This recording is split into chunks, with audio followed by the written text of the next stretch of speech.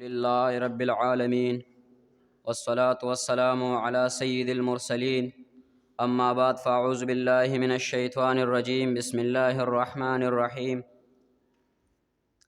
مثل الذين حملوا التوراة ثم يحملوها كمثل الحمار يحمل أسفارا بئس مثل القوم الذين كذبوا بآيات الله والله لا يهدي القوم الظالمين۔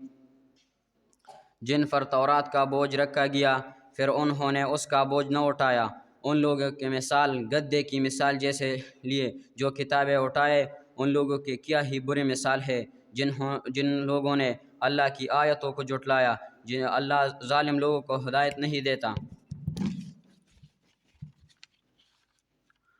ان کی مثال جن پر تورات رکھی گئی تھی اس سے پہلے والے آیات میں بیان فرمایا گیا کہ حضور صلی اللہ علیہ وسلم امیوں کی طرف بھیجے گئے ہیں۔ یہودیوں نے اس پر یہ شبہ پیش کیا کہ سید المرسلین صلی اللہ علیہ وسلم صرف عرب والوں کی طرف مبعوث ہوئے ہیں، ہماری طرف مبعوث نہیں ہوئے ہیں۔ اس پر اللہ تعالیٰ نے یہی ان کی ایک مثال بیان فرمائی، جس کا خلاصہ یہ ہے کہ وہ لوگ جن پر تورات کے احکام پیروی کرنا لازم کیا گیا، پھر انہوں نے تورات پر عمل نہ کر کے اس ذمہ داری کا بوجھ نہ اٹھایا، اور اللہ نے اس مذکور نہ کر کے اس کا ذمہ داری کا بوجھ نہ اٹھایا، اور اس میں مذکور سرکار دو عالم صلی اللہ علیہ وسلم کی نعت و صفت دیکھنے کے باوجود اب پر ایمان نہ لائے۔ ان لوگوں کی مثال گدھے جیسے ہے جو پیٹھ پر کتابیں اٹھائے اور بوجھ کے سوا ان سے کچھ بھی نفع نہ پائے، اور جو علوم ان کتابوں میں ہے ان سے اصلاً واقف نہ ہو۔ یہی حال ان یہودیوں کا ہے جو تورات اٹھائے پھرتے ہیں، اس کے الفاظ رٹتے ہیں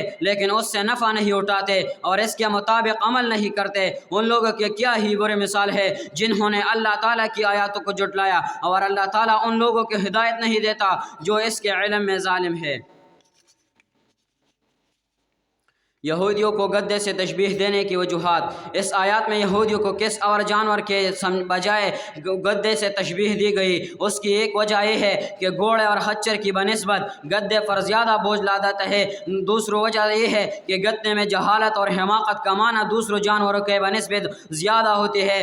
تیسری وجہ یہ ہے کہ عرب میں بھی دوسرے جانوروں کے مقابلے میں گدھے کو حقیر سمجھا جاتا ہے۔ قرآن مجید کو نہ سمجھنے والے اور اس پر عمل نہ کرنے والے کی مثال ہے۔ علامہ علی ابن محمد جازن رحمہ اللہ تعالی علیہ فرماتا ہے، اس آیات میں تورات پر عمل نہ کرنے والے یہودیوں کی جو مثال بیان کی گئی، پھر ان لوگوں پر بھی یہ صادق آتی ہے جو قرآن کریم کے معنی کو نہ سمجھے اور اس پر عمل نہ کر کے اور اس سے اعراض کرتے ہیں۔ لہٰذا ہر مسلمان کو چاہیے کہ وہ قرآن کریم کو سمجھنے کی کوشش کرے اور دیے ہوئے احکام پر عمل کرے تاکہ اس پر یہ مثال صادق نہ آئے۔ علم پر عمل نہ کرنے کی 5 وعیدیں، یہاں پر نہ کرنے کی 5 وعیدیں بھی ملاحظہ ہو۔ حضرت ابو ہریرہ رضی اللہ تعالیٰ عنہ سے روایت ہے کہ نبی کریم صلی اللہ علیہ وآلہ وسلم سے ارشاد فرمایا کہ قیامت کے دن لوگوں میں سب سے سخت عذاب پانے والا وہ عالم ہوگا جس نے اس کے علم نے کوئی نفع نہ دیا۔ حضرت ولید بن عقبہ رضی اللہ تعالیٰ عنہ سے روایت ہے کہ حضور اقدس صلی اللہ علیہ وسلم نے ارشاد فرمایا، اہل جنت میں کچھ لوگ اہل جہنم کے کچھ لوگوں کو دیکھ کر کہیں گے تم جہنم کیوں داخل ہوئے ہیں، حالانکہ ہم جنت میں اس علم کے ذریعے داخل ہوئے ہیں جو ہم نے تم سے سیکھا تھا۔ وہ کہیں گے کہ ہم نے جو کہتے ہیں وہ کرتے نہیں تھے۔ حضرت ابو درداء رضی اللہ تعالیٰ عنہ فرماتے ہیں، نبی اکرم صلی اللہ علیہ وسلم نے مجھ سے ارشاد فرمایا، اے عویم، اس وقت تمہارا کیا حال ہوگا جب قیامت کے دن تم سے کہا جائے گا تو علم حاصل کیا تھا یا جاہل تھے؟ اگر تو نے جواب دیا کہ میں نے علم حاصل کیا تھا تو تم سے پوچھا جائے گا کہ تو نے اس پر عمل کتنا کیا تھا۔ اگر تو نے کہا میں جاہل رہا تو تم سے کہا جائے گا جاہل رہنے میں تمہارا عذر کیا تھا، تم نے علم کیوں حاصل نہیں کیا۔ حضرت حذیفہ رضی اللہ تعالیٰ عنہ سے روایت ہے، تاجدار رسالت صلی اللہ علیہ وسلم نے ارشاد فرمایا تھا، اس شخص کے لیے ہلاکت ہے جو علم حاصل نہ کرے، اور اس کے آدمی کے لیے بھی ہلاکت ہو جو علم حاصل کرے اور اس پر عمل نہ کرے۔